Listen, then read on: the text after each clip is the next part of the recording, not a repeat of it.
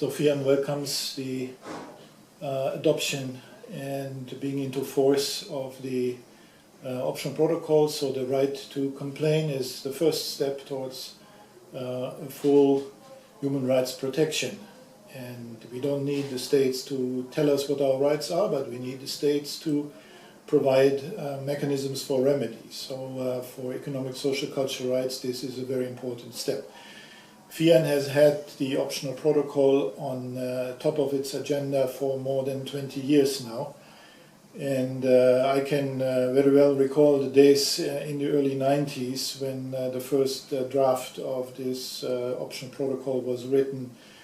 It was a draft by civil society, written by CORE and FIAN, and in those days I happened to be the Secretary General of FIAN and participated in the drafting, and this was also our main aim at Vienna Plus 20, the conference, the second World Conference on Human Rights.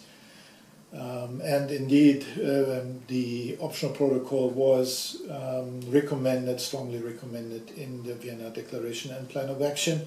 Nevertheless, it took quite a number of years until it came into force. And we worked on this in the 1990s. In 1995, for example, we had a major conference that we participated in, organized by the University of Utrecht, on the right to complain, and it was here where several drafts were discussed.